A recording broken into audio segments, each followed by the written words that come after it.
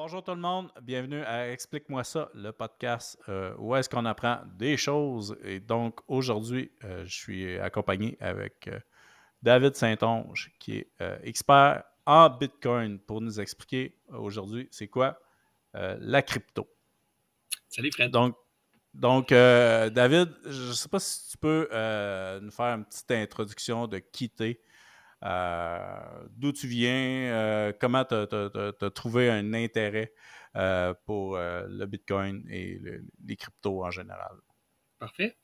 Moi, c'est David. Je suis l'auteur du livre Tout sur Bitcoin. Dans la vie, je suis j'ai été développeur longtemps. Là, j'ai étudié en informatique. J'ai été développeur longtemps. Maintenant, je suis directeur technique. Donc, dans une compagnie de développement de logiciels. Puis, j'ai découvert le monde de Bitcoin et de la crypto-monnaie grâce à un collègue qui m'a initié au minage de Monero, qui est une crypto-monnaie là, autre que Bitcoin, avec du vieux matériel informatique. C'était vraiment OK? incroyable. Lui, il achetait des vieux serveurs sur eBay avec plein de processeurs, puis il mettait ça dans sa chambre à Montréal, puis il roulait ça à Ça, fond. c'était dans les années quoi, à peu près? 2018, ouais, c'est ça. 2000, OK. Ouais, en Ouais, effet, pas si ça donne longtemps. Ouais, Non, ça fait OK. pas si longtemps. Mais à ce moment-là, c'était très payant de miner du Monero. Monero valait genre 400$ par Monero. OK. Puis aujourd'hui, c'est moins. Là, je ne sais pas le prix par cœur, mais ça doit être quoi, autour de 80$. Là. Je checkerai tantôt quand on aura 2 secondes. Parfait. Et donc, à ce moment-là, c'était très payant. Puis là, il avait rempli sa chambre de vieux serveurs. Puis ça roulait à fond. Il laissait les fenêtres ouvertes l'hiver. Puis il faisait 30 dans sa chambre. Puis et moi, ça me fascinait. Je suis comme, tu sais, je comprenais pas trop le concept de la monnaie. Mhm. On disait la monnaie virtuelle dans le temps, mais c'est pas un bon mot. C'est pas virtuel, c'est numérique, en fait. Ça existe, là. C'est numérique. C'est la monnaie numérique ou la crypto-monnaie. Fait que moi, je trouvais ça très, très intéressant de pouvoir créer de la valeur, créer de la monnaie avec du vieux matériel informatique. Fait que je me suis intéressé, j'ai miné moi-même un petit peu. Et je me suis intéressé un peu comme tout le monde à toutes sortes de crypto-monnaies. Au début, je faisais des recherches. Je essayais de trouver la prochaine crypto-monnaie qui allait monter. Puis, c'était intéressant. Un peu comme il y a beaucoup de monde qui s'intéresse à ça en ce moment même, là, de dire je vais mettre, je sais pas moi, 20$, puis Mhm. ça va faire fois 100. Là, il y a souvent des gens qui promettent ce genre d'affaires-là. Pas moi, en Ça, c'est passant. Là. souvent dans les cryptos qui partent vraiment. Là. C'est ça, exactement. C'est C'est pas pas, tout. c'est pas comme comme Bitcoin qui est vraiment établi à des Exactement. plus grosses valeurs. Là. Exactement. Souvent, les gens, ils vont acheter une crypto-monnaie avant qu'elle soit connue, puis espèrent qu'elle soit connue, puis qu'elle prenne de la valeur. Donc, moi, en passant, c'est pas du tout ça mon intérêt. Là. Je décrivais qu'au début, quand tu t'intéresses à ça, quand ça fait 2 que tu vois faire ça, tu te dis, ah mon Dieu, si je n'avais acheté, j'avais mis 20$, Mhm. j'aurais 2000$. Fait que bon, c'est sûr qu'au début, c'était mon intérêt, c'était un peu ça.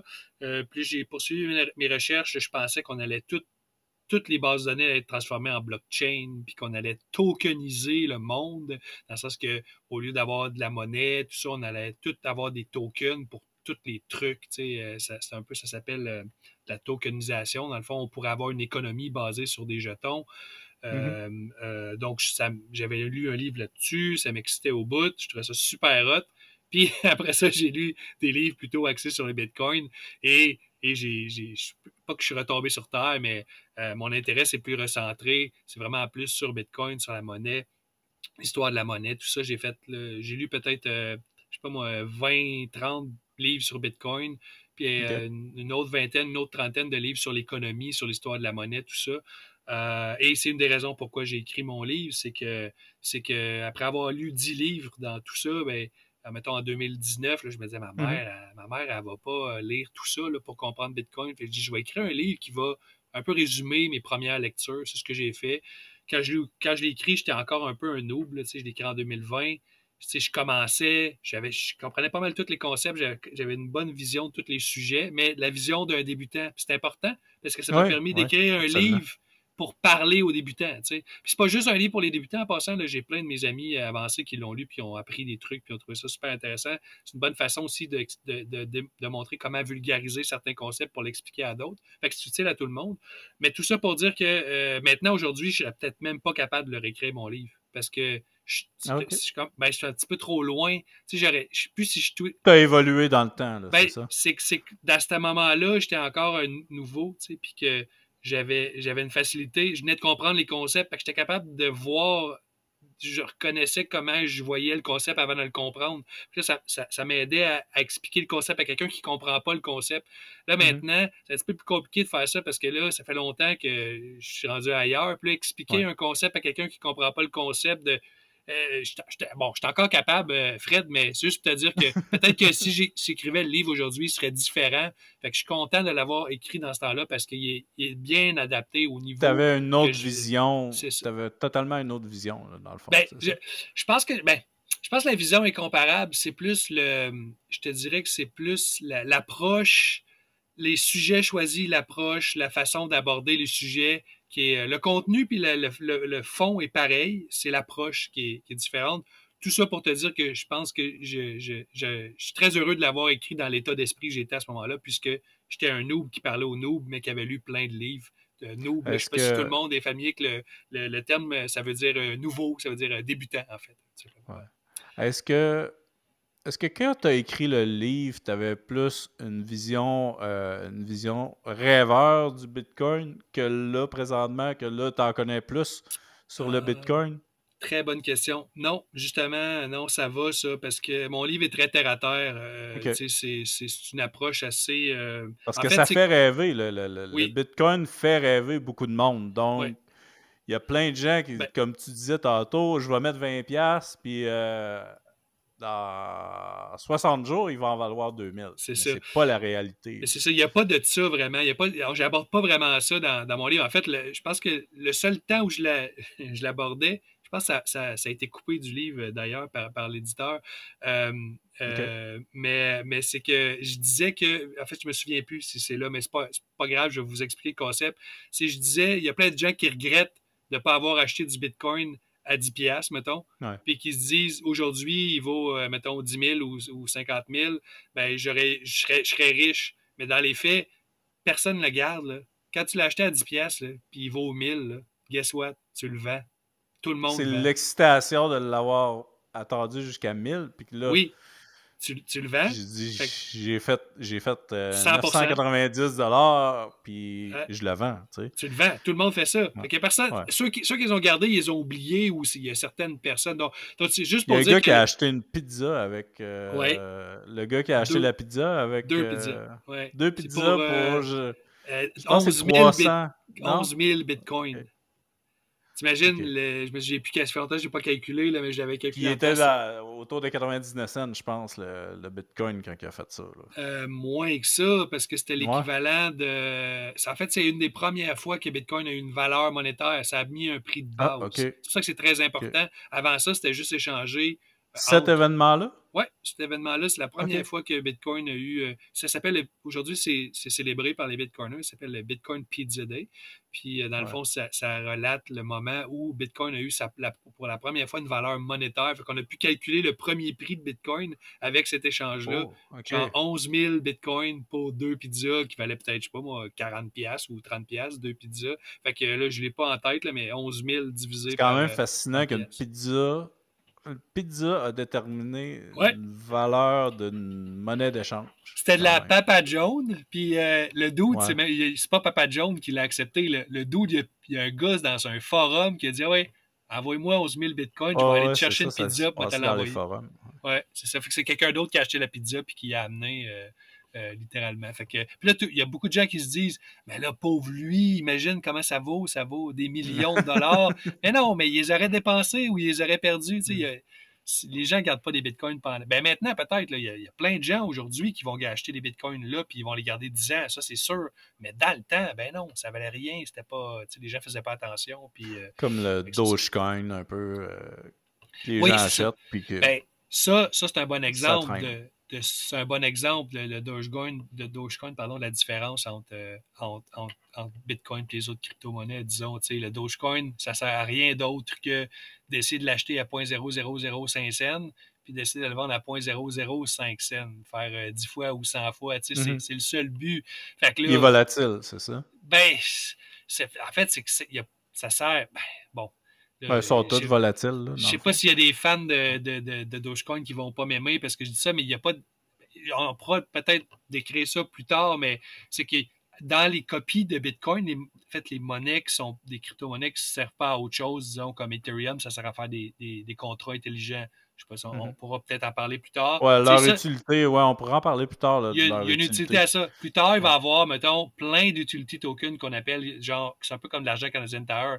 Il va y avoir des magasins qui vont avoir leur propre crypto-monnaie. Ils vont échanger la crypto-monnaie contre des biens, des services établis. La valeur vient du bien ou du service. Ça va, il n'y a pas de problème. Hermès, dans le fond, c'est Genre, quasiment une crypto-monnaie, là, exactement, dans le ça fond. pourrait être une crypto-monnaie. Ce genre d'affaires-là, ça s'appelle des utility tokens. Ça, moi, j'ai rien contre ça. Ça va exister, c'est technologique, dans le sens qu'au lieu de faire ça dans une base de données, tu fais ça dans une blockchain. Puis, bon, il va en avoir plein de ça. Mais Dogecoin, en particulier, ça sert à rien parce que c'est à peu près une copie de Bitcoin, même moins bon parce que il y en a à l'infini. Il en crée des millions à toutes les je sais pas quoi de temps.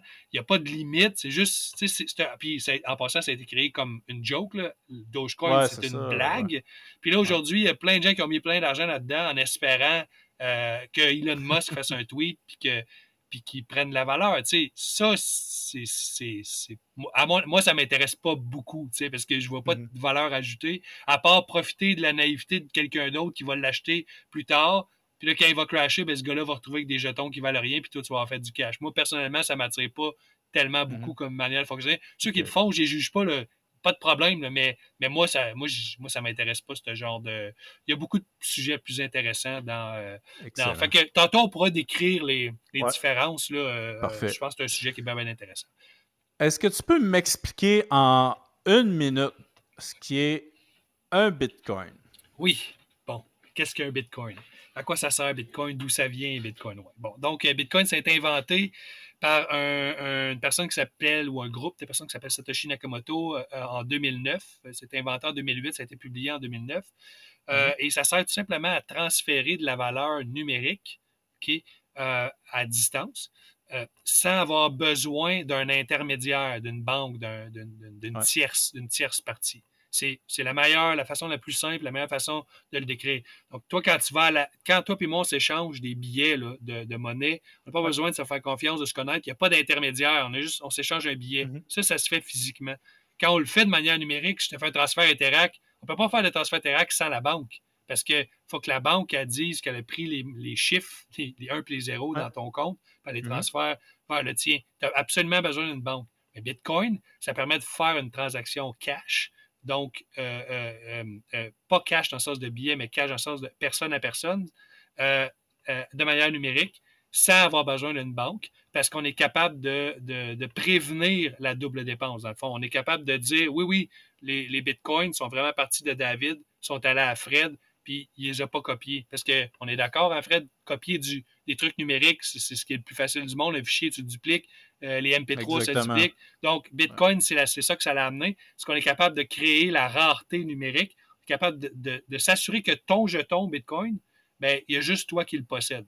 Fait que je pense que ça fait à peu près une minute, là, je te résume ça. Échanger de la valeur numérique sans avoir besoin d'un intermédiaire qui s'assure que la monnaie numérique n'a pas été dupliquée. Bitcoin, c'est la première fois qu'on a pu faire cette prouesse-là. C'est depuis l'invention de Bitcoin qu'on peut faire ça.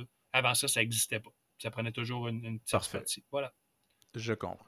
Donc, ma première question que j'ai là, suite à cette intro-là, quand je mets 1$ dans un Bitcoin, il va où, le 1$? Le dollar, il va dans le compte de banque de la personne qui t'a échangé le Bitcoin compte. Fait que le dollar, lui, il reste dans le système bancaire. Là. Si toi, tu me donnes une pièce... Donc, il est juste transféré en mettons, Bitcoin, voyons, comment je pourrais dire ça? Il n'est pas transféré en Bitcoin. Si tu me donnes une pièce, OK, moi, je dépose la pièce dans mon compte de banque, puis je t'envoie du Bitcoin. Fait que la pièce, elle part de ton compte de banque, puis elle s'en va dans le mien, puis c'est moi qui décide que je t'envoie le Bitcoin. Fait que lui, le Bitcoin... Dans ton wallet, c'est ça? Ouais, c'est dans ça. ton portefeuille. Le portefeuille. Fait que dans le fond, ta question, je pense que ça se résume à le Bitcoin, il part de mon adresse à moi, dans mon wallet à moi, puis moi, je l'envoie vers ton adresse à toi dans ton wallet. Puis bon, rapidement, là, les bitcoins ne sont pas dans les wallets. Là, j'en ai un ici, un wallet. Là. Ça, c'est un wallet physique. On appelle OK? ça un ledger, c'est Ben, ça? ça, c'est un trésor. Ouais, mais il y a des ledgers Trésor? aussi. OK. Ouais. OK. J'ai un ledger qui Il traîne y a une quelque part aussi. Là. différence entre les deux ou... Bon, ça revient au même. OK. Moi, je préfère Trésor, mais ça revient au même. Fait que ça, c'est un ledger physique, OK? Les bitcoins ne sont pas dedans, là. Ce qu'il y a dedans, c'est juste OK. la clé, OK, qui permet de faire les C'est le transactions. code, dans le fond. Ouais, le mot de passe, C'est une ligne de mettons. code. Ouais, Ouais, un mot c'est de un mot de passe. passe. C'est une série de OK. chiffres. C'est une espèce de mot de passe pour dépenser les bitcoins. Puis ça se trouve là-dedans. Mais les bitcoins, eux autres, ils restent à la blockchain. Là. Donc, ce qu'il faut comprendre, c'est que quand tu perds ça, là, les bitcoins ne sont pas perdus. OK. Si je perds ça, les bitcoins, ils restent à la Mais blockchain. sont plus récupérables. Si j'ai la clé privée, qui est normalement une espèce OK. de série de mots, OK, j'ai-tu une carte proche de moi? Donc, c'est un peu ton mot de passe de compte Ouais, chez BMO. Un peu. dans le fond, là, une clé privée, Bitcoin, c'est 12 ou 24 mots que tu écris sur une feuille. C'est ça, les Bitcoins. OK. C'est ça, les Bitcoins. Mais comme on veut que ça soit transigeable de manière numérique, tu peux les mettre dans un portefeuille sur ton téléphone Ouais. ou ici, qui est encore plus sécuritaire parce que c'est pas connecté à Internet. C'est ça qui interprète, mettons, ta série de mots puis qui permet de signer la transaction, mettre le mot de passe de la transaction puis les dépenser. Parce que là, oui, ton accès au Bitcoin, c'est sur ta feuille, mais juste avec ta feuille, tu peux pas dépenser le Bitcoin. C'est pas une feuille, c'est pas numérique, on est d'accord. Fait que faut mettre les mots dans un téléphone puis, ou dans un appareil comme je t'ai montré là, puis ça permet d'après ça de dépenser les Bitcoins. Donc, les Bitcoins sont sur la blockchain, puis toi, ta façon de les posséder, c'est d'avoir la clé privée qui est une série de mots, tout simplement. Fait que honnêtement, c'est assez simple. Ça a l'air un peu ésotérique, là, mais posséder des bitcoins, ça se résume à avoir 12 ou 24 mots cachés, sécurisés chez vous. Qui représente un montant en dollars au bout du compte. Non, qui représente une Non. série de 1 et de 0, 256 pour faire la clé, qui, elle, représente une quantité de Bitcoin, OK, que tu peux représenter en dollars ou pas. Parce que, tu sais, moi, j'ai déjà eu... Si tu fais le transfert, c'est ça. C'est ça, c'est que tes Bitcoins... Si on le ramène en dollars, c'est ça. Ouais, c'est là que la valeur en dollars revient. Exactement. Mais tes bitcoins, tu sais, moi, j'ai déjà eu, à une époque, j'ai déjà eu 100 pièces de bitcoin, puis, mettons, 3 mois avant, j'avais 400 pièces en bitcoin, puis mon montant de bitcoin n'a pas changé. Là, mon nombre de bitcoin n'a pas changé, c'est le prix. Le prix a crashé, tu comprends, tu sais. Ouais. C'est ça, c'est la valeur qu'on lui donne à un moment précis.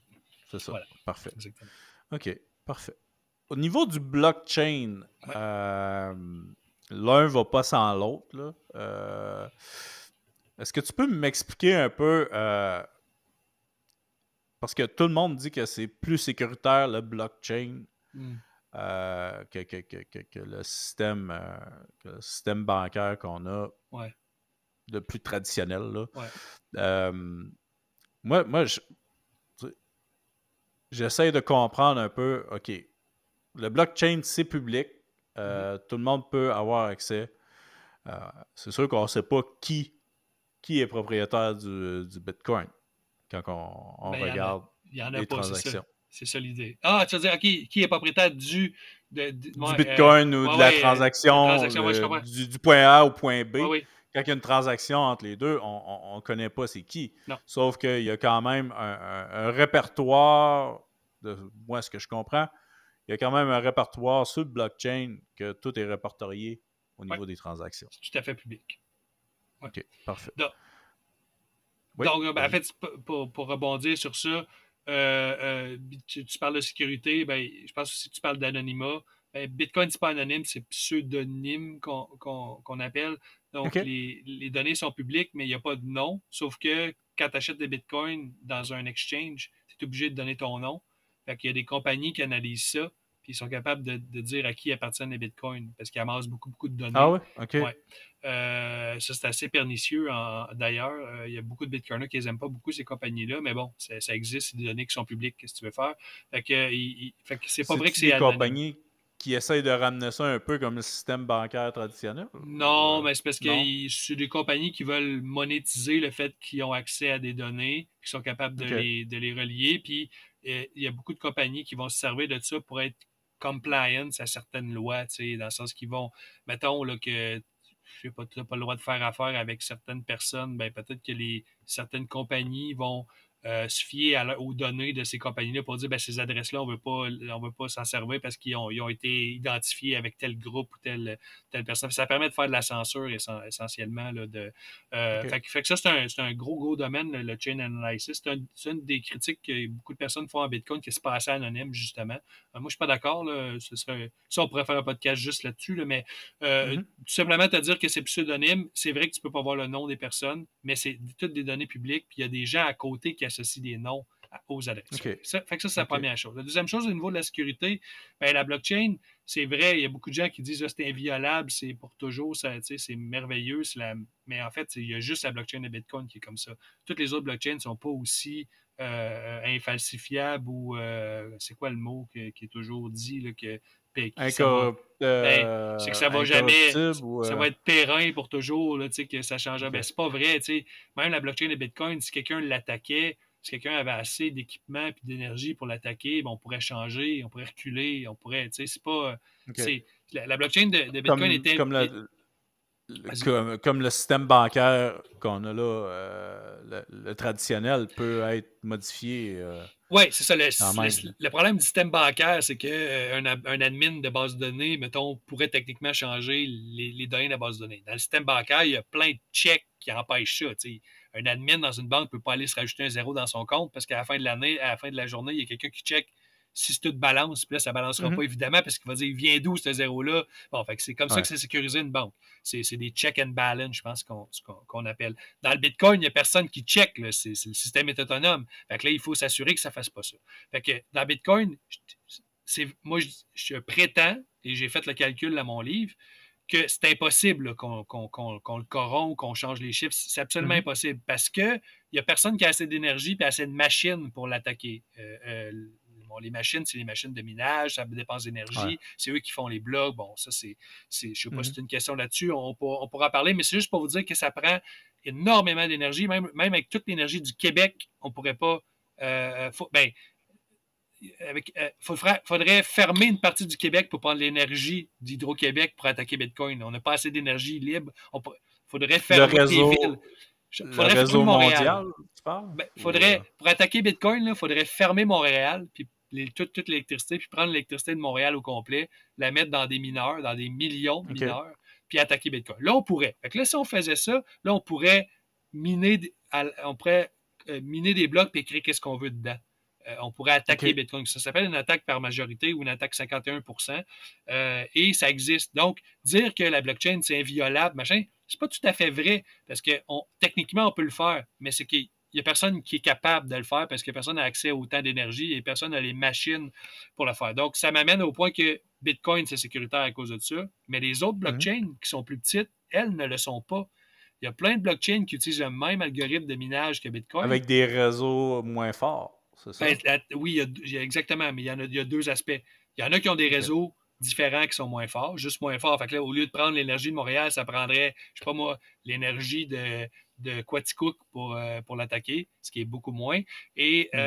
et moins de machines Ce qui aussi. est quand même faisable. Ce qui est faisable, exactement. Puis Ouais. le pire, c'est ceux qui ont les mêmes machines puis le même algorithme de hachage pour le minage que Bitcoin. Elle, c'est vraiment fou parce que ça prend 1% du réseau de Bitcoin pour les attaquer. Parce qu'il y a certaines des crypto-monnaies qui ont 1% de la Mhm. capacité du réseau de Bitcoin.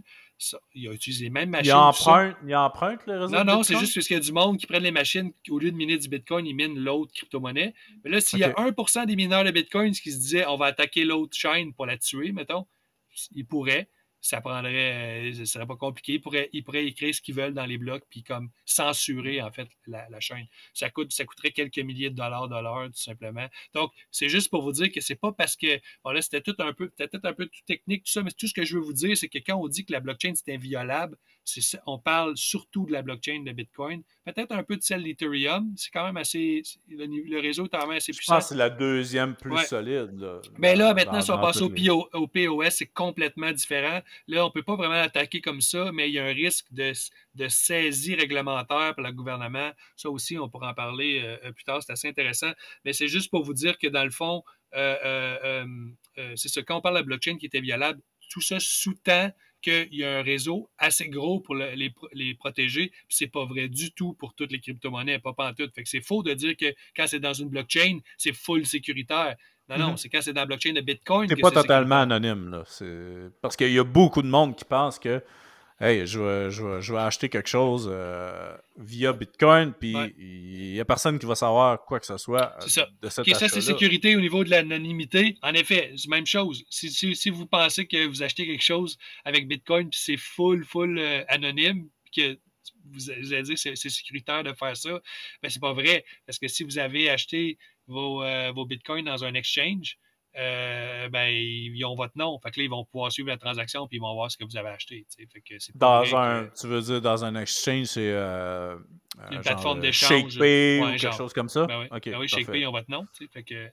Ouais. Fait qu'à ce moment-là, fait que les seuls moments où c'est vraiment anonyme, c'est quand les gens minent, puis ils ont leur propre Ok. Bitcoin, puis ils font Ok, c'est attention. totalement anonyme quand tu mines. Ben là, après ça, il faut encore que tu fasses attention. Si tu l'envoies à une Ouais. adresse que tu avais déjà utilisée, là, c'est pas bon. Il Ok. faut que tu saches qu'est-ce que tu fais. Il y en a qui sont capables d'utiliser Bitcoin de manière presque complètement anonyme, mais il faut savoir qu'est-ce qu'on fait. Donc, c'est possible, mais dans le... C'est pas une majorité. C'est Non, je vraiment pas pense une pas. majorité. Je C'est pense pas. vraiment une minorité, dans le Puis fond. quand tu as eu des bitcoins anonymes après ça, ben, faut que tu fasses confiance à la personne à qui tu l'as envoyé. Parce que là, si tu as acheté un produit, ben, les autres, ils ont ton nom. Tu sais, fait que là, ils sont capables de remonter. Bon, hein, en tout cas, ça peut aller loin, là, mais c'est pas. Il y a certaines crypto-monnaies comme Monero qui sont complètement anonymes. OK. On peut pas OK, savoir. Monero est anonyme. Ouais, Monero est OK. anonyme. Il y en a d'autres aussi. Il y en a quelques-uns d'autres là, qui sont anonymes. Fait que ça, potentiellement, ça pourrait être des monnaies du dark web. Tu sais, ben, Bitcoin était Ouais, déjà dans le ben c'est temps la monnaie du un peu dark pour web. ça que je posais la question, parce que Ouais, le dark web, on peut acheter ce qu'on veut, c'est ou ça. presque. Les Puis gens, je c'est pense plus qu'ils souvent utilisent par Bitcoin pour le dark crypto. web. Non. Non, je OK. pense plus. Ils utilisent Monero, je pense. C'est pas ma spécialité, mais j'ai bien l'impression qu'ils ont. Dans le temps, les gens utilisaient Bitcoin sur le dark web. D'ailleurs, il y a Quand le ça a Silk commencé Road. un peu, Ouais. ouais. Ouais, ben, de toute façon, quand ça a commencé, il n'y avait pas vraiment d'autres crypto-monnaies. Bitcoin, c'est vraiment la Mhm. première. Puis il y a vraiment Silk Road, là, le dude Russ qui s'appelle, Ouais. qui est emprisonné à cause de ça d'ailleurs, parce que c'est ça, les gens utilisaient. Puis je connais, il y a certains de mes amis Bitcoiners. Qui passait comme un bon petit garçon, là. Un Ben, peu. c'est Ouais. ça, c'est que lui, ben, c'est un peu plate parce qu'il fait une prison à vie, puis parce qu'il a fait un site web, là, tu sais, c'était un peu intense, là. Bon, je sais Mhm. bien qu'il y avait de la drogue sur le site web, là, je suis pas un fan de ça, là, je suis C'est pas, peut-être. sauf que c'était un Je peu connais pas intense. assez le dossier, Ouais, moi non mais plus, je mais crois bon, que le gars avait une bonne intention au début, puis que ça a mal viré. ouais, Mais. c'est ça. Puis aussi, tu sais, c'est pas lui qui a vendu la drogue non plus. Lui, il a Mhm. fait le site qui a permis. Donc là, j'imagine qu'ils vont par association. Mais c'était clairement une.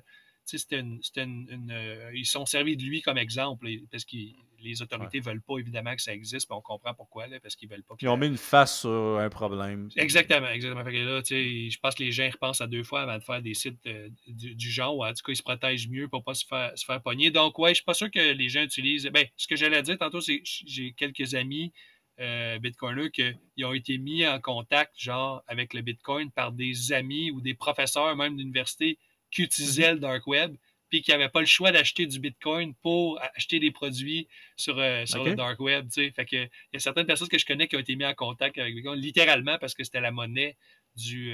Fait que moi, je trouve ça intéressant et ça va continuer, j'imagine. Il va toujours avoir un espèce de marché noir comme ça qui va exister. Et c'est ça, ça va être clairement des monnaies et c'est déjà des monnaies qui sont plus anonymes qui sont utilisées en ce moment. Fait que je pense que les gens doivent échanger leur Bitcoin contre du Monero, puis après ça, faire leur transaction, puis faire l'inverse. Parce Faire qu'il y a une plusieurs question. transactions pour arriver Ben non, c'est à. plus que, tu sais, le Bitcoin, c'est plutôt la réserve de valeur. Tu sais, je sais pas à quel point les gens gardent leur valeur en Monero. Peut-être qu'il y en a. Il y a sûrement des gens qui pensent que Monero va va battre Bitcoin un jour. Il y a toutes sortes d'opinions sur OK. ce niveau-là, mais je peux bien voir quelqu'un conserver du Bitcoin, acheter du Monero pour faire des transactions sur Dark Web. Fait que cette réponse-là nous permet de couvrir l'aspect que c'est ça, il y a d'autres crypto-monnaies, puis il y a certaines autres crypto-monnaies qui ont d'autres utilités que Bitcoin, dont Monero en est une au niveau du privacy. Et je conclurai en disant que éventuellement, il y a déjà des outils de privacy, d'anonymité dans Bitcoin. Tu peux faire du CoinJoin, qu'on appelle, ou il y a un nom plus générique pour ça. CoinJoin, c'est un nom d'une marque pour faire Mhm. ça. Ça s'appelle du il faut du mixing. Dans le fond, tu mixes OK. tes jetons. C'est que tu te mets en groupe, c'est complètement décentralisé. Tu te mets en groupe, puis Ils tu savent t'envoies. plus qui Voilà. est à qui, là, dans le fond. Exactement. Tu te mets 100, OK. mettons, là, puis là, ça s'échange des jetons avec le même montant. Fait que là, tu sais pas, tu peux pas savoir quel jeton est allé où. Fait que c'est comme OK. ça. Il y a des façons Intéressant. d'anonymiser des jetons, tout simplement. Fait que tu sais, c'est pas dit que dans le futur, les gens ils vont juste utiliser d'autres jetons anonymes. Peut-être que ça sera Bitcoin parce qu'on aura ajouté une feature comme ça. C'est Mhm. tout à fait possible. Voilà. Super. Une autre question que j'ai, Ouais. peut-être que tu vas dire, je connais pas la réponse, mais euh, pourquoi ça a été inventé, le Bitcoin? Ben, je l'ai, la réponse est très claire. C'est l'inventeur de Bitcoin, Satoshi Nakamoto, l'a inventé de un en 2008. C'est pas un hasard. C'est clairement suite à la crise économique de 2008. Et dans ses écrits, il parle directement du fait que les banquiers centraux trouvent toujours des raisons pour imprimer de la monnaie, tu sais, Mhm. faire de l'inflation monétaire, littéralement. Fait On que en c'est a une réponse. vécu dans les 2 dernières années. Je sais pas de quoi tu parles. Ouais. Et donc, c'est ça. Donc, c'est littéralement une réponse à ça. Et même, le fait intéressant, c'est que dans le bloc d'origine, donc le premier bloc de la blockchain Bitcoin, il y a littéralement la une d'un journal du Time. Je sais pas non, pas le Time, c'est le. New York Excuse-moi. Times, Non, peut-être? non, Non? c'est au UK, c'est en Angleterre. Bon, j'ai pas le nom, désolé, mais c'est The le. Economist ou Non, peut-être, non, mais non? bon, dans le fond, la une, c'est le ministre des Finances de l'Angleterre qui s'appelle le chancelier de l'Échiquier. C'est un mot, c'est un OK. nom très, très intéressant. Est sur le point de sauver encore une fois les banques. Sauver les banques pour une deuxième fois. Fait que ça, cette phrase-là est Un écrite. bail, dans le fond. Bail-out, exactement. Ouais. Bail-out les banques for the second time. Tu sais.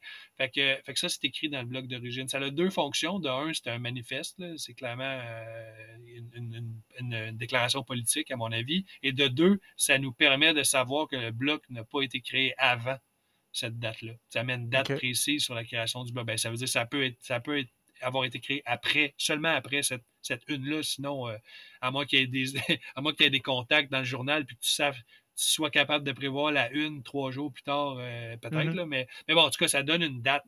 Fait que ça a deux utilités, ça. Et c'est pas tout. Satoshi Nakamoto en parle dans ses écrits, dans les forums, puis peut-être même dans le white paper, ça, je suis moins sûr.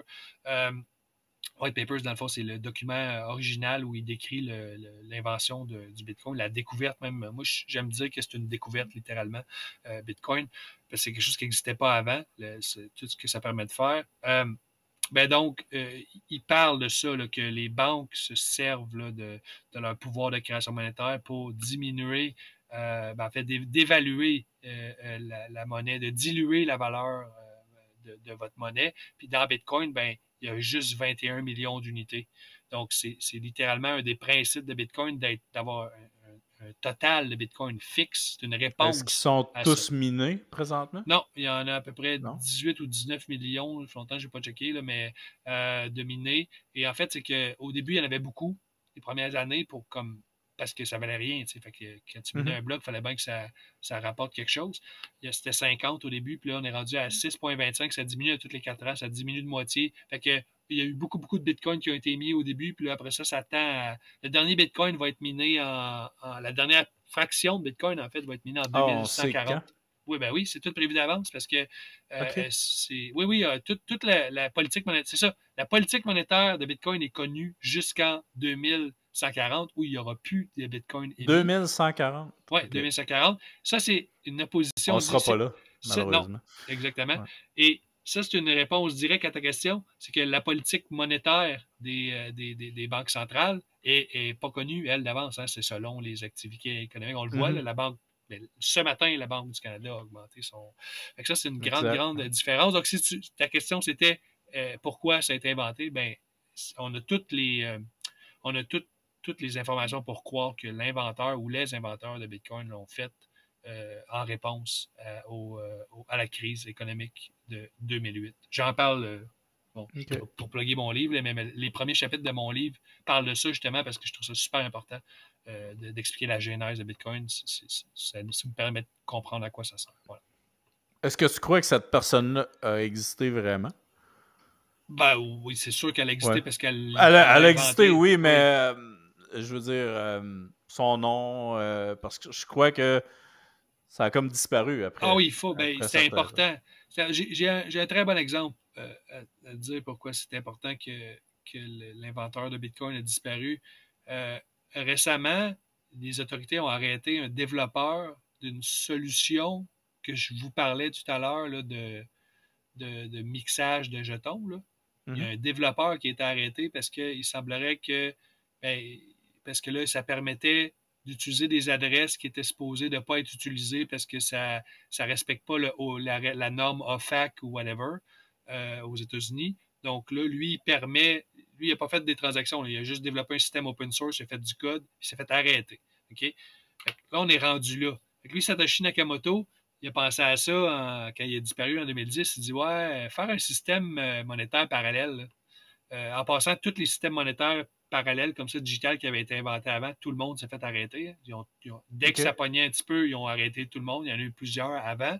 Mais lui, il a réussi à rester anonyme. Ben, la raison pourquoi il a réussi, d'un, la raison pourquoi il s'est fait arrêter, c'est qu'on ne sait pas c'est qui. De deux, dans tous les autres essais avant, il y avait un organisme centralisé.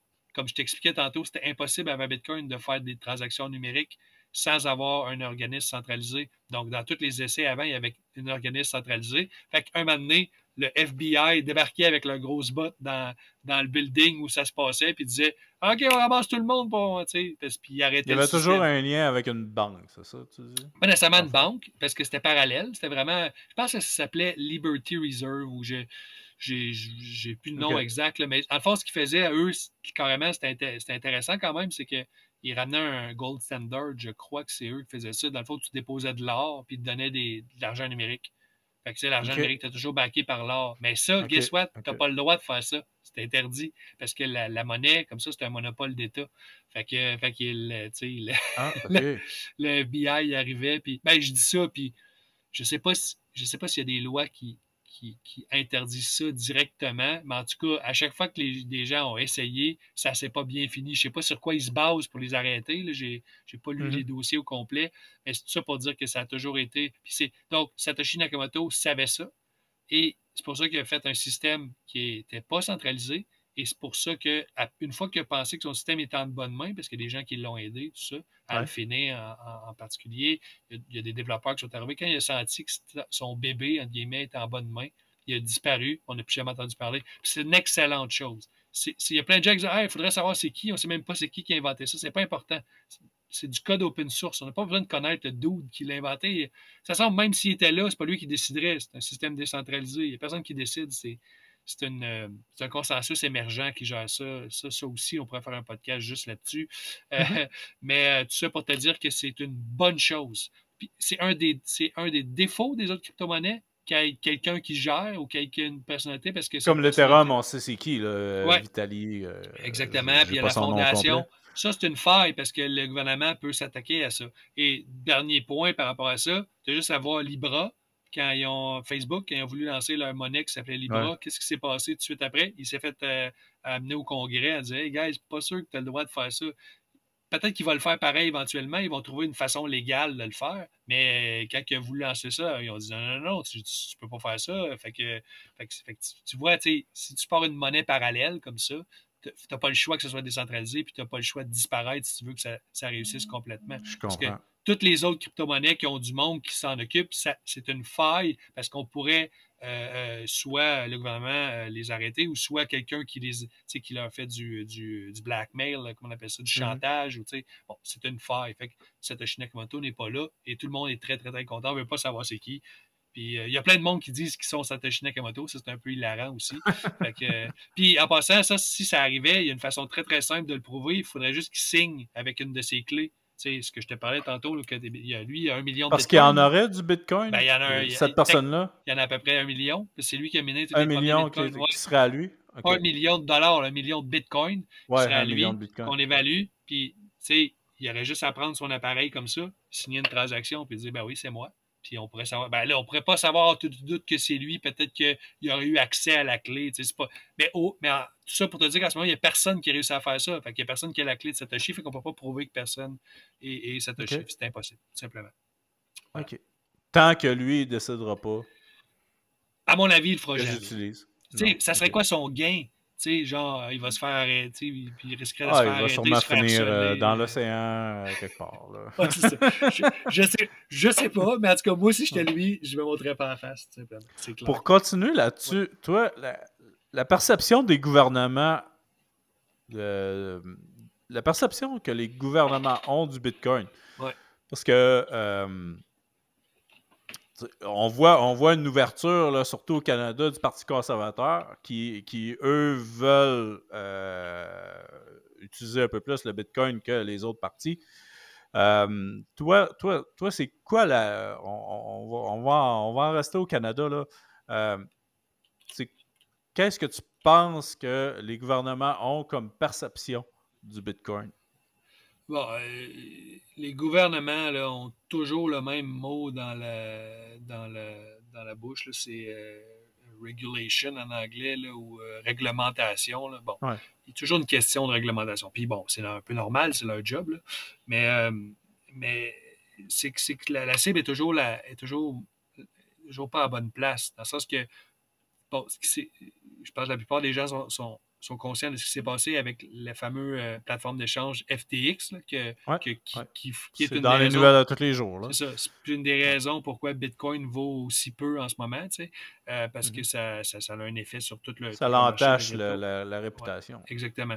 Et ce qui est intéressant, c'est que Bitcoin tout ça n'a rien à voir avec Bitcoin. Puis là, parce que tous les gens qui ont perdu de l'argent dans FTX, c'est parce qu'il n'y avait pas leur propre clé. T'sais. Puis en passant, FTX faisait semblant de vendre des bitcoins. Il prenait l'argent puis il n'y avait pas de bitcoin en arrière. Fait que ça, c'est encore moins bitcoin. Bitcoin, c'est une simulation de bitcoin. Ben, c'est que si tu les prends pas, les bitcoins, si tu les mets pas sur ta clé à toi, là, puis tu les laisses gardes dans ton eux, portefeuille. Non, mais non, c'est pas ça. Si tu les as sur ton portefeuille à toi, t'es correct. Parce que tu peux pas faker les bitcoins. Mais si tu les laisses là-bas, qu'est-ce qui te dit qu'ils ont? Tu peux pas le savoir. Ils te mettent un chiffre là dans. C'est pas ton portefeuille, c'est pas ta clé, c'est leur portefeuille. Ils peuvent bien mettre le chiffre qu'ils veulent dans l'interface. Fait que tout ça, c'est complètement l'inverse de ce que Bitcoin veut. Que Bitcoin est. Parce que Bitcoin, c'est une façon de garder de la monnaie numérique de manière souveraine. Tous ceux qui ont laissé le crypto-monnaie chez FTX, ben, c'était pas eux les propriétaires de la monnaie, c'était FTX. Fait que là, FTX pouvait la perdre, la bêter s'en servir pour faire d'autres achats, te vendre des faux bitcoins, dans le sens qu'ils te vendent le bitcoin 16 000 $, puis ils mettent un bitcoin dans ton interface, puis le bitcoin, ils l'ont jamais acheté. Ils l'ont jamais mis dans ton compte, entre guillemets. C'est ça qu'ils ont. Ben, j'ai vu quelque chose passer qui soupçonnait qu'ils avaient fait ça. Donc, tout ça pour te dire que les gouvernements, ils vont te dire, ah, mais ça prend, tu as vu ce qui s'est passé avec FTX? Ça prend plus de réglementation dans Bitcoin. Mais voyons, ça n'a rien à voir. C'était une banque, FTX, c'était une banque non réglementée qui en fait, excuse, les plateformes d'échange comme ça, c'est comme des banques, mais en pire. Parce que des banques, au moins, c'est assuré par l'assurance SADC là, de ton compte jusqu'à 100 000 $. Ouais, puis en plus, il y a une banque couverture, c'est ça, si la banque fait faillite. Puis en plus, tu as une banque centrale en arrière que si la banque manque de liquidité, la banque centrale va arriver comme prêteur de dernier recours, puis il va prêter l'argent à la banque. Fait une vraie banque privée à charte, c'est bien plus sûr qu'un exchange crypto que absolument pas réglementé. Là, tu vas me dire, ben, Tout donc, dépend de tes avoirs, là. C'est sûr. oui, c'est ça. Si tu as 2 millions, la banque est assurée chez Ouais. 100 000, ça ne marche pas. Ouais. Bon, fait que FTX donc le gouvernement n'a pas tort de dire qu'il faudrait réglementer. Oui, ça ne me dérange pas tellement qu'ils réglementent FTX. Là. Ben, en passant, c'est arrivé au Canada, Quadriga CX, c'est la même affaire. Des dizaines, même plus que 100 millions, je pense, qui étaient perdus.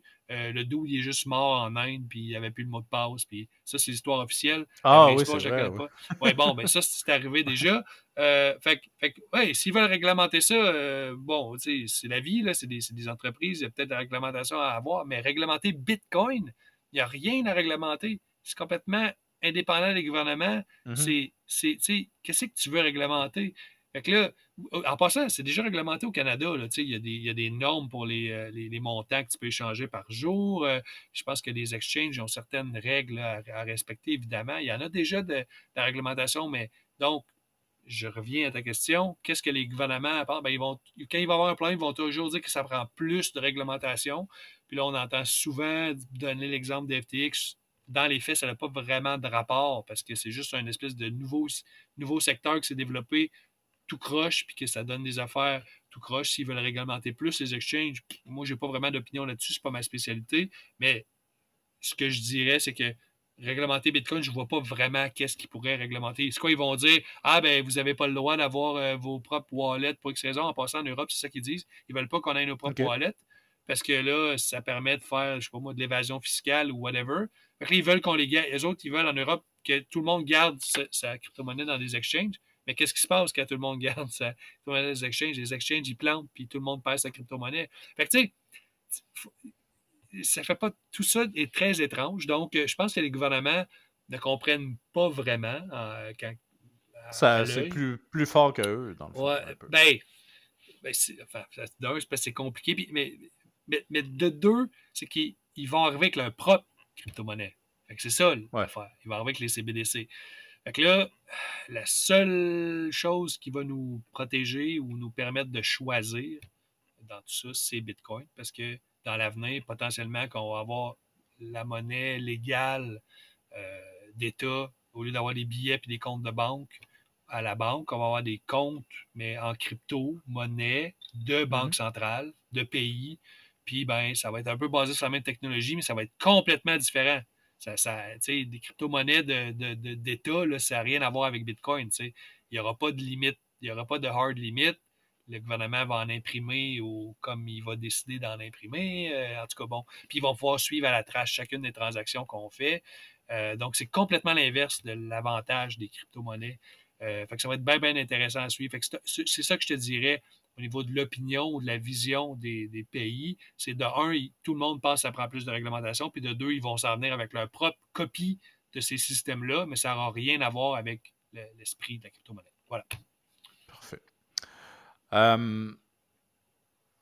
Si j'avais une autre question à te poser, dans le fond, la fiabilité des wallets, des Ouais. portefeuilles en ligne, on Ouais. en a parlé un petit peu. Ouais. Toi, lequel te semble le plus fiable, dans le fond, ou lequel te semble le plus fiable, ou ça serait quoi les critères que toi, tu aurais pour choisir un bon wallet? Ouais, bonne Un bon question. portefeuille. Ouais, bonne question. Ben, on va définir les trois types. Là. Il y a le wallet dans la plateforme d'échange là, que beaucoup de gens utilisent, qu'on vient de décrire que c'est pas vraiment bon parce que si la plateforme plante, ben, tu perds tes Mhm. crypto-monnaies. C'est un peu l'antithèse des crypto-monnaies d'ailleurs. Mais ça existe, puis il y a beaucoup de gens qui utilisent ça parce que c'est plus simple. Donc, en gros, c'est As-tu que des noms à dire? ben, mettons ShakePay, officiel au Canada. OK. ShakePay, c'est une ShakePay. plateforme d'échange. Donc, dans le fond, tu peux déposer des dollars canadiens chez ShakePay. Puis là, Ouais. eux autres, après ça, tu peux décider quand tu veux d'acheter du Bitcoin. Puis là, ils vont garder le Bitcoin pour toi. Puis tu peux à tout moment l'envoyer sur ton propre portefeuille, mettons, sur ton Mhm. téléphone. Fait que ça, c'est le premier, c'est le portefeuille sur C'est la plateforme de d'échange. base que pas mal tout le monde a commencé par là, un peu. Ouais, tu peux commencer par là, puisque si Ouais. tu achètes des bitcoins, c'est une des places où aller en acheter, puis ils vont te fournir un wallet dans leur infrastructure à eux. Sauf que là, le problème, c'est que quand ça ferme, quand il y a un problème ou un problème de liquidité, ben là, tu perds. Puis avant, on avait bien peur quand c'était quand c'est la plateforme qui fermait ou qu'il y avait une fraude. Mais maintenant, il y a un autre problème, c'est les problèmes de liquidité, comme il se passe en ce moment. C'est que là, il y a eu une crypto-monnaie qui s'appelle Luna, qui avait un stablecoin qu'on appelle, donc un jeton qui représentait un dollar US, qui a complètement crashé et qui a fait disparaître des milliards de dollars de l'écosystème. Puis là, ça a eu un effet rebond sur toutes sortes de plateformes qui étaient probablement bien correctes. Là. Les autres, c'était sécuritaire, puis ils ne voulaient pas faire de fraude, rien, mais ils gardaient sûrement une partie de leur liquidité dans ce jeton-là. Fait que là, comme le jeton a crashé, toute cette valeur-là est complètement disparue. Puis là, c'est un effet de contagion qu'on appelle. Fait que là, avant, moi, j'avais bien peur qu'il y ait des vols, la fraude, que le propriétaire meure. C'était tous des risques. Mais là, en plus, maintenant, on sait qu'il y a des risques de contagion. Quand il y a un des joueurs de l'écosystème qui fait faillite, ça peut avoir des effets ou qu'il y a un problème qui fait... Ah bon, ça, c'est juste un risque qui s'ajoute.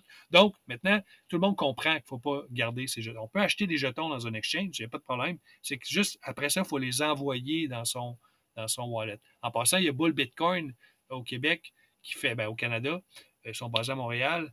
Ils font ça, eux. Quand tu achètes des bitcoins, ça l'envoie directement à ton téléphone. Il ne garde pas pour toi. Là. Il jette ton téléphone, mais ça peut être ton wallet à toi. Là. Ton wallet comme ça ou dans ton téléphone. Fait que tu achètes des bitcoins, il ne garde jamais. Ça l'envoie directement à ton adresse à toi. Fait que ça me permet de te parler des deux premières façons. C'est le wallet chez l'exchange que je ne te conseille pas, mais si tu en achètes 50$, c'est pas la fin du monde. C'est juste pour l'essayer, puis ça va. C'est juste une question. Tu ne perds pas ta maison avec ça. Là. Non, exactement. Ouais. Après ça, c'est un wallet sur un téléphone. Honnêtement, ça, c'est pas ma force là, de savoir quel wallet est le meilleur. Moi, dans mon livre, je recommande je ne le recommande pas. Je fais une démonstration avec Blockstream Green, qui est Blockstream, c'est une compagnie super respectée dans le domaine de Bitcoin. Puis c'est important de prendre un wallet. Ce que je vais dire qui est très important et qui va être bon pour les auditeurs, c'est qu'il ne faut pas choisir n'importe quel. Il ne faut pas taper Bitcoin Wallet ou Crypto Wallet puis prendre le premier en haut dans le magasin, parce que ça peut être carrément une fraude. Souvent sponsorisé par Google Ads. Ouais, genre, en plus. C'est ça. Fait que là, ce que quelqu'un peut faire, là, je vais vous décrire le risque. Là. Je ne sais pas à quel point ça arrive ou que c'est arrivé, mais je vais juste vous décrire le risque. Quelqu'un pourrait faire un faux wallet dans une application. Sur un iPhone, ça m'étonnerait, peut-être un peu plus revisé, mais sur Android, en tout cas. Mais imaginez que quelqu'un fait un faux wallet, puis là, ça crée vous créez vos 12 mots, 24 mots qui est votre clé privée, puis là, cette personne-là se l'envoie à lui, le développeur, et il s'envoie les mots. Puis quand vous allez déposer des bitcoins dans le wallet, il va pouvoir les prendre. Là. Fait que il y a un minimum de confiance. Une fausse page web qui demande ta clé, puis là, tu la rentres dedans, puis là, ils ont accès. Ça, c'est un classique. Tu reçois un courriel, mettons, qui dit genre hey, on est de Trésor, ou on est de Ledger. Puis là, en passant, il y a un leak de Ledger. Fait qu'ils ont les adresses de tout le monde qui a acheté Ledger. Ils vont envoyer un courriel en disant hey, on a fait une mise à jour. Il faut vraiment que tu écrives tes mots dans cette case-là, sinon tu vas perdre tes bitcoins. Les gens, ils sortent leurs mots, ils écrivent ça. Clac, ils se font voler le bitcoin. Paf, ils ont perdu. Paf, ils ont tout perdu. C'est pour ça, ce que je veux vous dire, c'est qu'on ne choisit pas n'importe quel wallet, on ne le prend pas n'importe où. L'idéal, c'est, exemple, sûrement que si vous faites le chat avec ShakePay, ils vont vous aider. Je sais que les gens chez Bull Bitcoin, si vous achetez des bitcoins chez Bull Bitcoin, eux autres, c'est sûr qu'ils vont vous aider à choisir le bon wallet, puis ils vont même vous aider à faire le transfert. Faut demander à du monde qui connaisse ça. Moi, je vous dirais, moi, j'en utilise pas. Moi, j'utilise pas de wallet sur mon téléphone beaucoup. J'utilise vraiment ça. Moi, le Trésor, je le recommande. Ça coûte pas très cher, 100$. Puis, dans le fond, l'avantage de ça, c'est le troisième type de portefeuille, c'est que lui, là, la clé, elle reste dedans.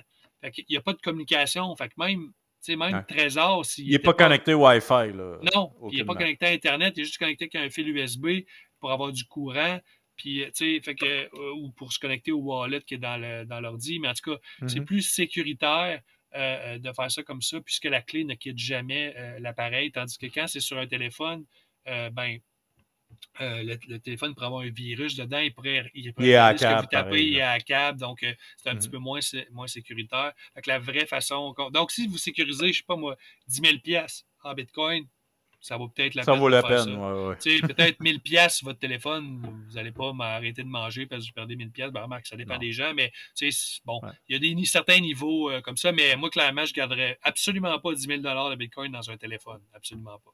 Fait que ça serait ça ma recommandation. Il y a Parfait. différents niveaux pour différents montants. Puis si vous voulez avoir un bon wallet, si vous avez un ami qui connaît vraiment bien ça, vous pouvez demander des conseils, mais moi, je vous référerais à poser des questions à ceux à qui vous achetez des bitcoins, par exemple, l'exchange pour le bitcoin ou chez. Qui sont les bonnes références à suivre dans le domaine du Bitcoin? Bonne question. Bull Bitcoin sont vraiment, vraiment intéressants parce que c'est des gens qui vantent l'idée de la garde souveraine. Bien, bien important. Après ça, il y a un paquet de gens sur Twitter. C'est là que ça se passe. Des gros comptes. Dans la francophonie, là, il y en a beaucoup ben, c'est ça.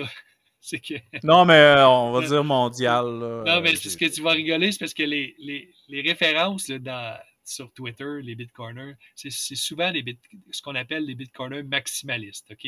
Donc, c'est des gens qui vont défendre Bitcoin vraiment OK. contre toutes sortes d'attaques. Tu sais. Et souvent, ils ont pas bonne presse parce qu'ils sont OK. un peu tannés. Ah Puis, ouais? ouais. Fait que ça, dans le domaine des Bitcoin, c'est ça, on appelle ça des Bitcoiners maximalistes toxiques. Moi, c'est mes amis, là, personnellement. Là, bon, je les aime beaucoup. Puis, mais ça, il y a beaucoup de gens qui dénoncent ça, là, d'un peu cette espèce d'attitude-là. Elle n'est pas pour rien, hein, parce que les autres, ça fait, j'en connais que ça fait 10 ans là, qu'ils se font écœurer tous les jours avec des scams, puis ils sont comme juste, ça m'intéresse pas, puis ils sont juste tannés. Ils développent une espèce de système d'autodéfense. Et donc, sinon, pour les ressources, là, pour apprendre, je vous dirais le podcast de Emmanuel qui s'appelle Parlons Bitcoin. Je vous référerai à ça. OK. Mettons, avec mon livre, c'est les deux endroits les plus les mieux pour démarrer. Parlons Bitcoin, là, c'est une façon audio, c'est un podcast qui va passer par tous les mêmes concepts que moi je décris, avec une autre approche pédagogique qui est excellente. Fait que ça, je dirais ça. Je vous conseillerais ça. Donc, c'est Parlons Bitcoin. Je pense que c'est parlonsbitcoin.com. Puis sinon, ben, les meilleures ressources, vraiment, c'est les livres. Là. Fait que, il y a mon livre, il y a l'invention de Bitcoin aussi, ceux qui veulent savoir OK.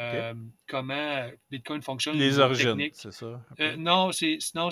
comment technique. En anglais, c'est Inventing Bitcoin. C'est un titre qui était assez dur à traduire. En passant, je l'ai traduit. C'est moi qui l'ai traduit avec OK. deux collègues. Fait que moi, je commencerai par ça.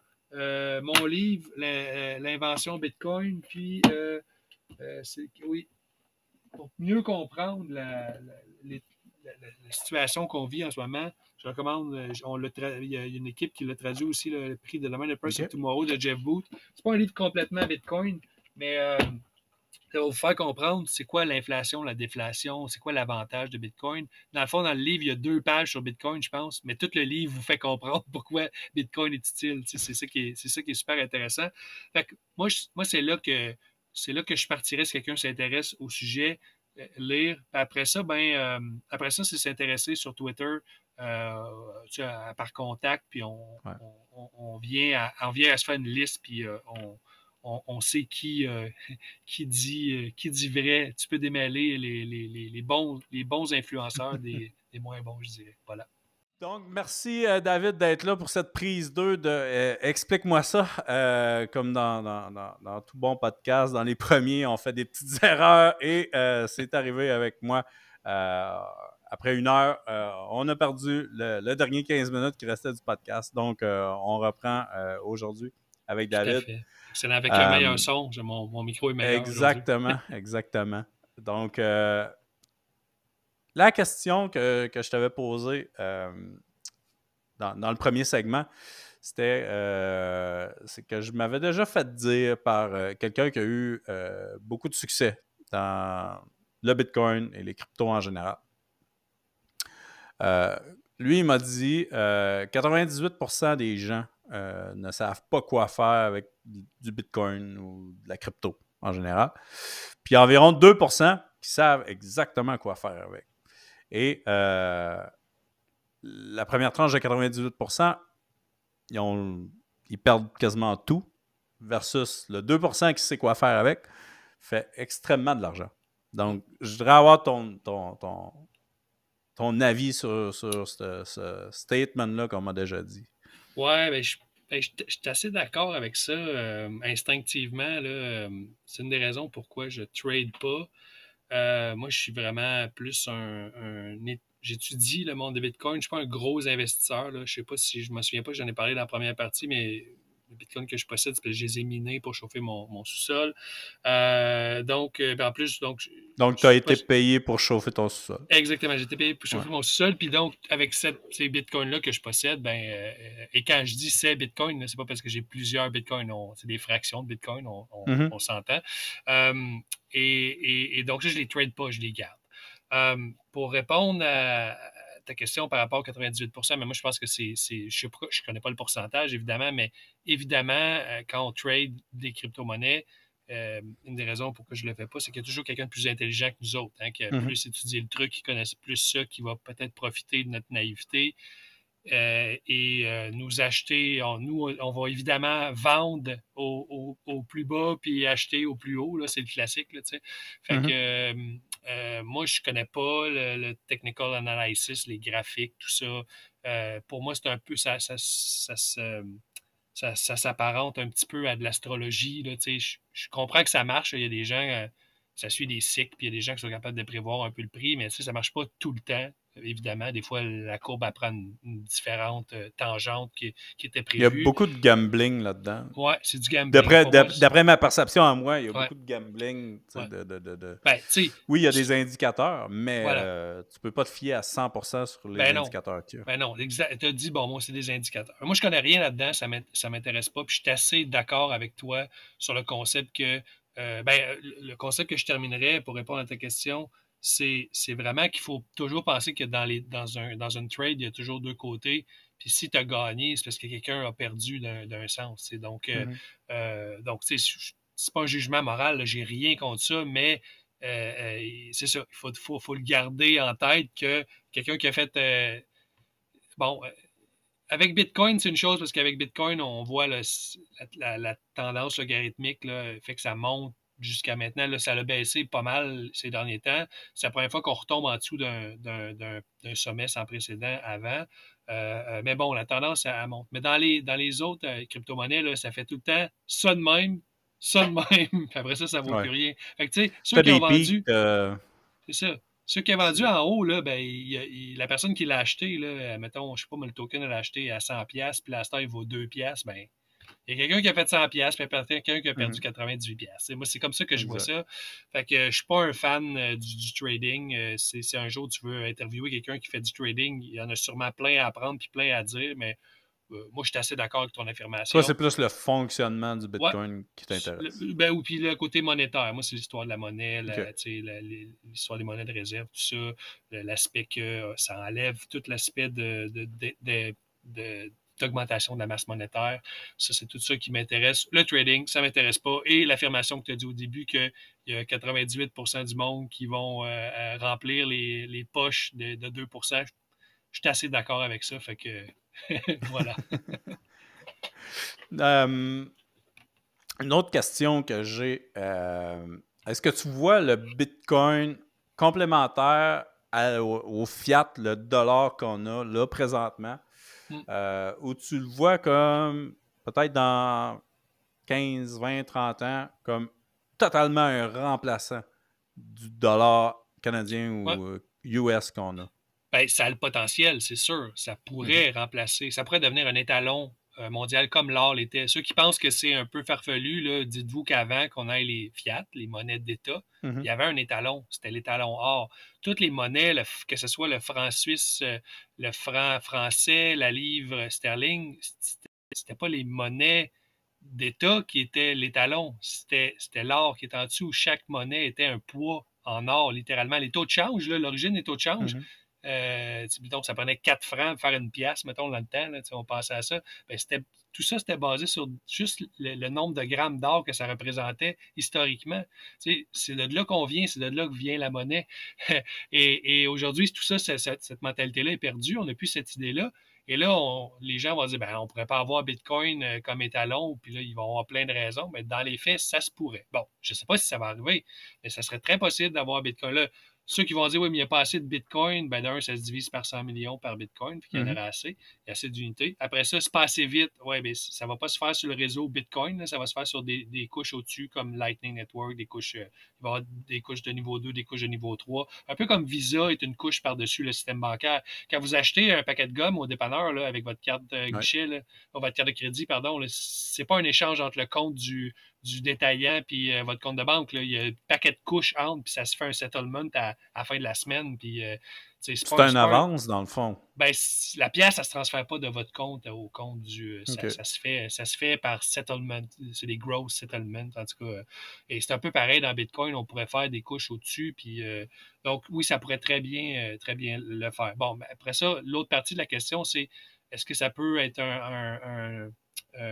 évoluer à côté d'un système monétaire avec des monnaies d'État? Tout à fait. C'est ça l'avantage de Bitcoin, c'est que Présentement, c'est un peu ça. c'est ça, exactement. Ouais. Puis ça pourrait être comme ça dans l'avenir, dans le sens que si les pays n'acceptent pas Bitcoin pour payer tes taxes, ben, tu n'auras pas le choix d'avoir des dollars canadiens ou des dollars US pour payer tes taxes, de un. De deux, le système Bitcoin, c'est un système totalement libre, dans le sens que vous avez le choix d'y aller ou pas. Il n'y a personne qui va vous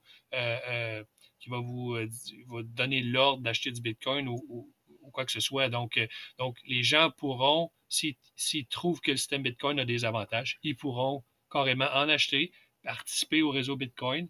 Et ça pourrait être en parallèle. Et la raison pourquoi les gens pourraient vouloir faire ça dans l'avenir, c'est s'il y a trop d'inflation, si les gouvernements impriment trop de monnaie, s'il y a trop une dilution de la masse monétaire, une augmentation de la masse monétaire, donc une dilution de la valeur de la monnaie, ben, les gens vont peut-être dire, ben, moi j'aimerais ça investir dans Bitcoin, un peu comme il y a des gens qui le font avec l'or, mais l'or c'est un peu dépassé dans le sens que c'est pas numérique.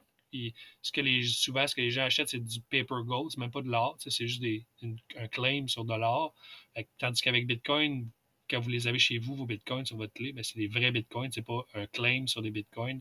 Mhm. Donc, ça, c'est la version numérique un peu de ça. Donc, moi, je pense que les deux sont possibles. Je peux très bien voir un avenir, comme tu as dit, dans 20, 30, 40 ans, où on peut transiger en bitcoin partout dans le monde, être payé en bitcoin. Est-ce qu'il va rester les monnaies d'État? Ben, les monnaies d'État vont se transformer en monnaie numérique aussi. Hein. Fait que là, est-ce que les monnaies d'État vont être adossées à Bitcoin? Je pense pas, mais peut-être. Mhm. Ça va tout être un monde numérique comme ça, il va y avoir plein de choix.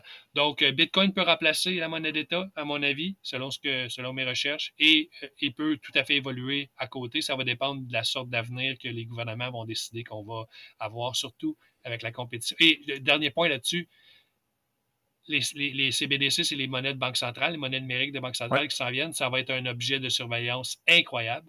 Et Bitcoin, ça va être littéralement la bouée de sauvetage pour se sauver de ça. Quand, moi, je ne suis pas fumeur, là, je ne sais pas si tu es fumeur, Fred, là, mais Non, un jour, aucunement. Non. un jour là, les fumeurs ne pourront peut-être pas acheter des cigarettes avec de la monnaie Le contrôle. Le de contrôle, c'est la population. voilà. Donc, Ouais. et là, j'ai de l'air bien intense avec ça, mais je veux dire, la Nouvelle-Zélande vient de bannir la cigarette là, pour ceux qui sont nés avant, Mhm. après.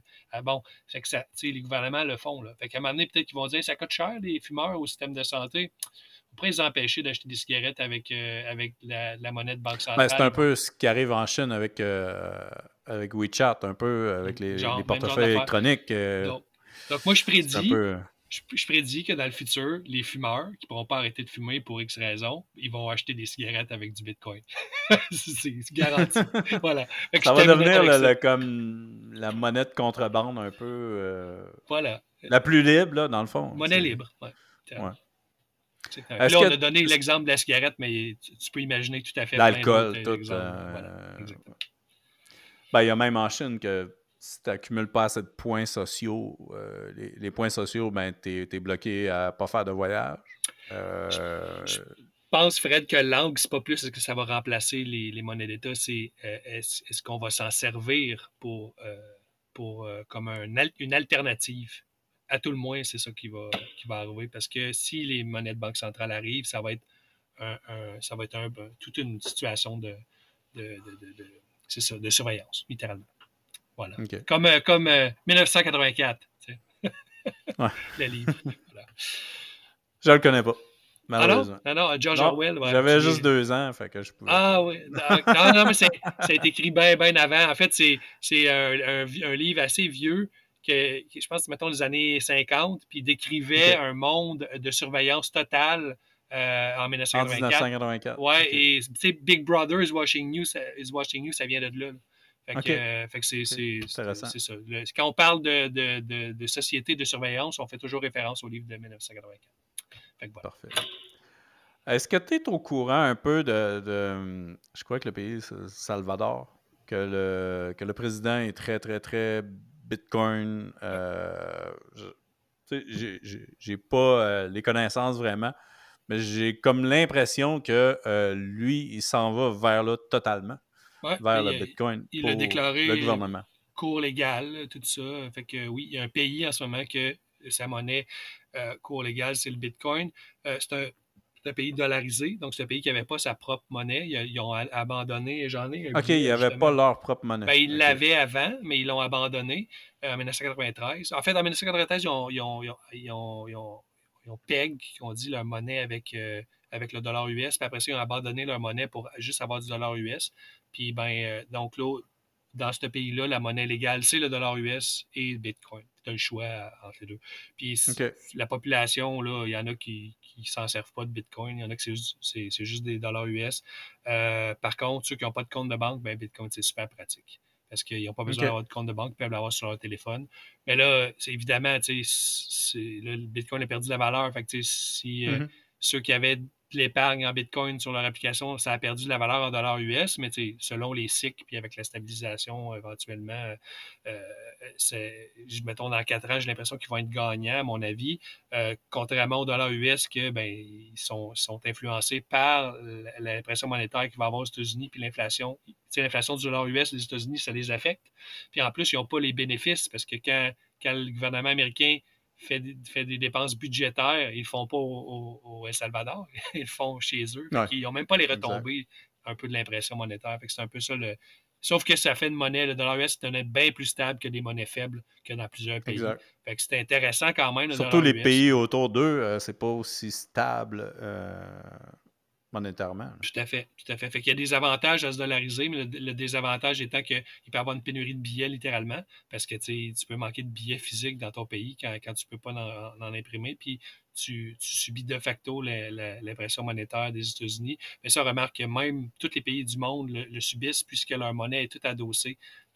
Les monnaies de réserve, la monnaie de réserve, c'est le dollar US. Fait que dans les banques centrales de toutes les banques de tous les pays, c'est des dollars US qu'il y a. Mhm. Donc, on subit l'inflation des dollars US, même au Canada, de toute façon. Fait que ça, on OK. pourrait faire tout un Mais épisode. avec Un le jour, Bitcoin, ils vivent pas vraiment ça, avec le ceux Bitcoin, là-bas.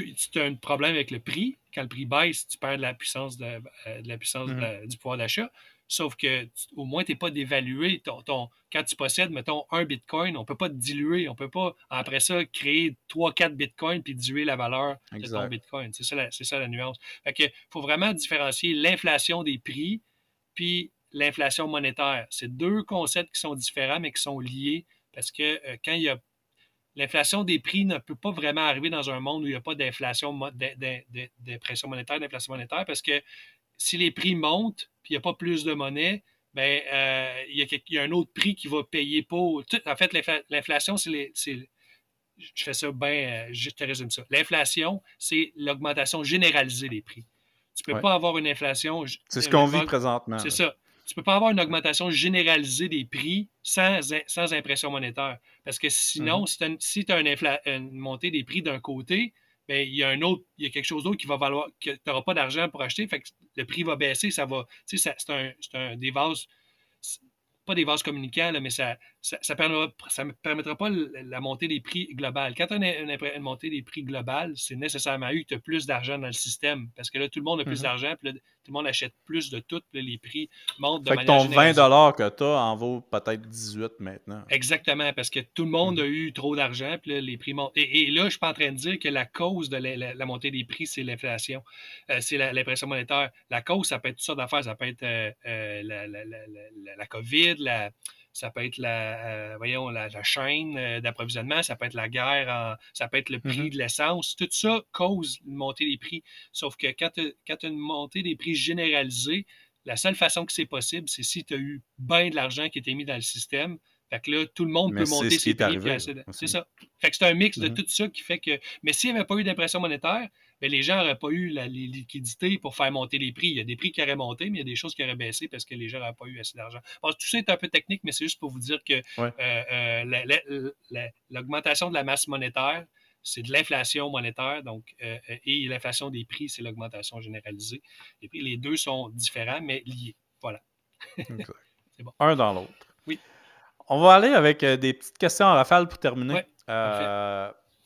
Est-ce que, selon toi, est-ce qu'il est trop tard pour acheter du Bitcoin?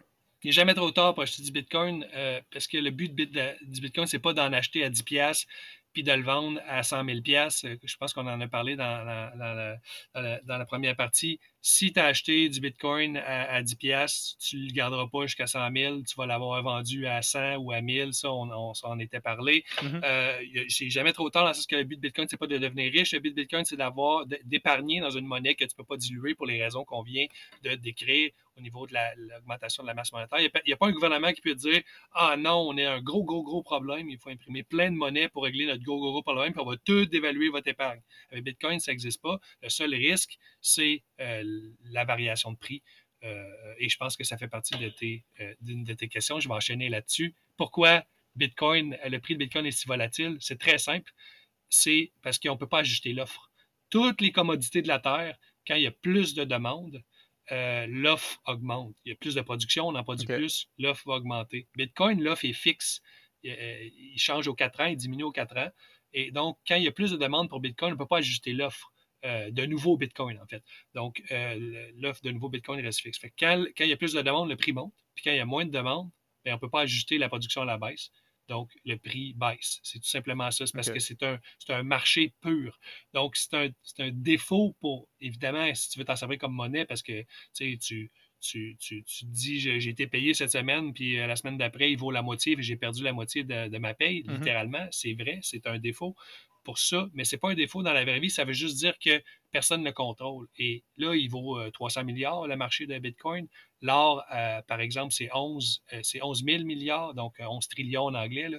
Donc, OK. Bitcoin est déjà été un marché d'1 trillion en anglais. En passant, c'est pas les mêmes façons de le dire en français que. On peut pas dire 1 trillion en C'est pas français. la Il faut même dire. valeur? Non, ben, c'est comme. Je l'ai pas en tête, là, mais après 1 milliard, c'est billiard, c'est pas trillion en OK. français. Fait que, OK. ça pour dire que 1 trillion, comme on entend souvent, c'est 1000 milliards. Donc, OK. Bitcoin a déjà valu 1000 milliards, mais quand Bitcoin va valoir un marché un peu comme l'or, peut-être de 10 trilliards éventuellement, de 10 trillions, mais 10 000 milliards comme l'or. Allez, Ouais. désolé pour les auditeurs, c'est mélangeant, mais si un jour Bitcoin a la même valeur Que l'or. globale que l'or, ben, ça va être beaucoup plus stable que ça en ce moment parce que plus ton marché est gros, plus que c'est stable. Fait que ça sera pas trop grave. Et donc, je terminerai pour conclure avec ça, c'est que, exemple, l'or, quand le prix de l'or monte, ben, il y a plus de recherche, il y a plus les mines travaillent plus, puis ils amènent plus d'or, fait que ça a Mhm. un effet de stabilisateur un peu sur le prix de l'or. Et donc, dans Bitcoin, il n'y a pas ça. Même s'il y a full de demandes, comme quand il y a des bulles, ben, il n'y a pas plus de Bitcoin disponible, de nouveaux Bitcoin, fait que le prix monte, tout simplement. C'est Mais vraiment ça si qui j'arrive explique. avec 100 millions demain matin, j'achète 100 millions de Bitcoin, le prix va-t-il augmenter? À 100 millions, attends, j'ai déjà été au courant de comment ça prenait pour faire bouger le prix. 100 millions, ça a l'air Mais beaucoup. c'est ça que tu veux dire un peu. Mais oui, oui, C'est oui. Ben que oui, tu vas ta faire bouger le prix. demande n'affecte Oui. pas le prix le prix du Bitcoin. Non, la demande affecte beaucoup. En fait, oui, c'est ça. C'est le contraire. C'est ça. C'est quand si tu arrives et tu t'achètes pour 100 millions de Bitcoin, tu vas vider toutes les order books qu'il y a dans les exchanges, les gens qui font de Mhm. l'offre de Bitcoin. Puis, OK. ben, tu vas, mettons, mettons qu'en ce moment, il y a 100 personnes qui offrent du Bitcoin à 20 000, mettons. Ben là, tu vas acheter tous ceux-là. Là, tu vas avoir un autre 100 personnes qui vont vendre du Bitcoin à 21 000. Là, tu vas toutes les acheter, puis là, le prix va monter tranquillement. OK. Et oui, donc, ce que je te dis, c'est que comme Bitcoin, on ne peut pas ajuster l'offre à la hausse ou à la baisse selon la demande. Quand il y a bien de demande, le prix monte, parce que c'est juste ça qui peut varier. Puis quand il y OK. a moins de demande, le prix baisse. Ça veut juste dire les variations de prix, ce n'est pas un défaut en tant que tel, à part pour les gens qui ont été payés en Bitcoin. Évidemment, je comprends que c'est plate, mais dans les faits, ça veut juste dire qu'il n'y a personne qui le contrôle. Il n'y a personne qui a un contrôle sur la production de Bitcoin. OK. C'est codé à l'avance. Fait que c'est comme un feature où il y a un bug en réalité, puis ça va se stabiliser quand la valeur de Bitcoin sera 10 fois plus grande qu'elle est en ce moment, Mhm. ben, ça va être beaucoup plus stable, que ça ne fera pas des swings de 30% par jour puis 80% dans l'année. Ça OK. va se stabiliser, littéralement. Fait qu'à long terme, le futur est beau pour le Bitcoin. Ben, si tout fonctionne, continue à Ouais. fonctionner, si toutes les métriques continuent, oui, tout à fait. Là, Bitcoin, lui, comme là, aujourd'hui, il y a un gros mineur qui a fermé là, parce qu'il n'est pas rentable aux États-Unis. Là.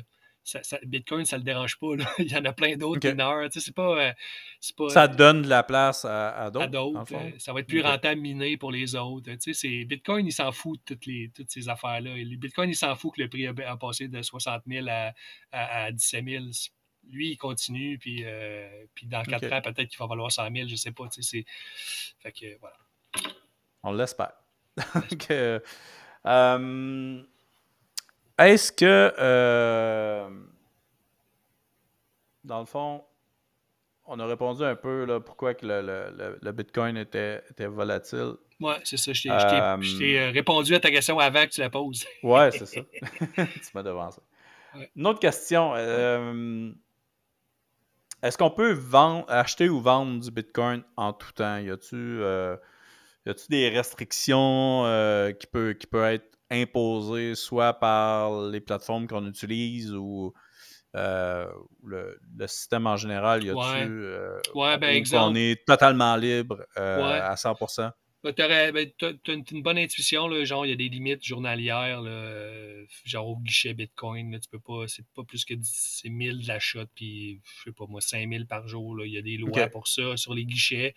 Dans les exchanges, je les connais pas les limites, mais peut-être des restrictions pour les transferts bancaires. Je pense pas en fait. Sur Chaque les plateformes, plateforme a ses limites, sûrement, puis dans le fond. c'est pas mis par la loi. Là. En fait, ce que je sais, c'est évidemment, il faut qu'ils déclarent les grosses transactions. Là. C'est FinTrack. Là, Mhm. il faut si tu achètes pour 10 000 là, je pense qu'il faut qu'ils le flaguent. Là, puis ça, c'est un peu comme le système bancaire. Là, pas que c'est normal, mais c'est le système. Là.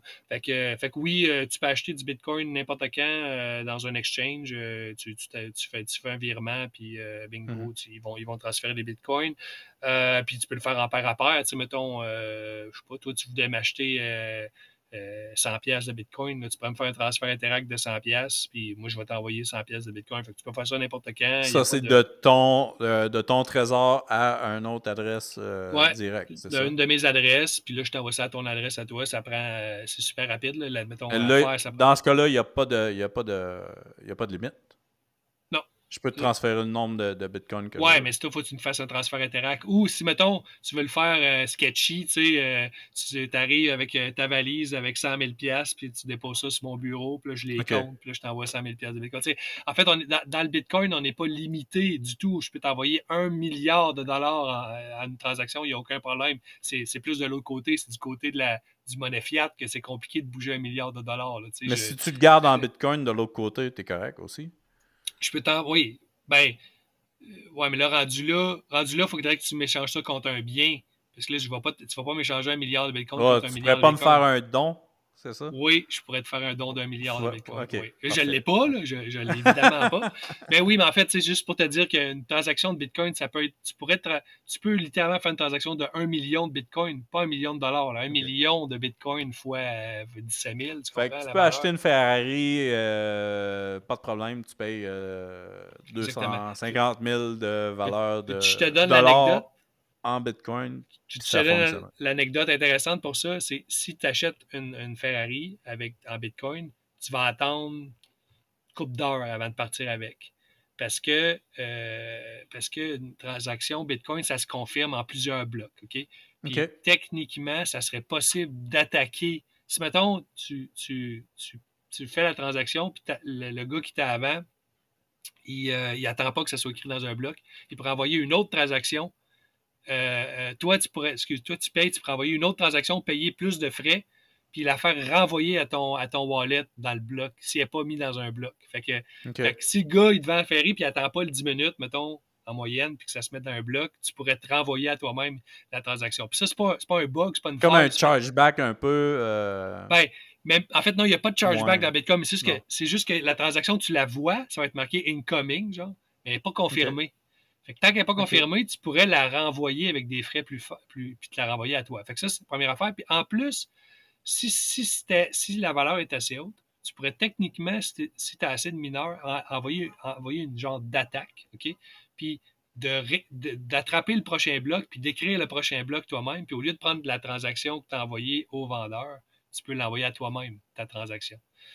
Et ça C'est un peu répond ce qu'on parlait dans la première partie aussi. Ça, on en a parlé, là, les que est-ce attaques. que c'est Ouais, ouais, les attaques, exactement. est-ce que c'est Exactement. piratable un peu Exactement. le, Puis ça, le ce que réseau je viens de Bitcoin? dire, là, j'ai mis ça comme si c'était facile, mais ça coûte 250 000 $ de l'heure faire ça. Là. Fait que t'es mieux que ça marche du premier shot. Là, Ouais. peut-être même plus, là, 400 000 $ en électricité, puis il n'y a personne qui a les Ta machines. Ferrari coûte cher La si tu Ferrari manques. coûte cher. Puis Si tu tu l'as manques, pas, ta t'achètes. Ferrari, Puis, hein, c'est ça. puis tu l'as pas. Puis je te dirais, ça m'a fait penser une autre question que tu voulais me poser.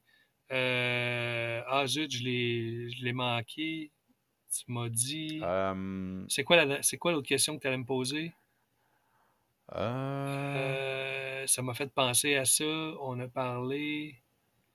Moi, Ouais, j'ai j'avais acheté. Crypto Wallet. C'est quoi un Ah. Crypto Wallet? Les Cold Wallet.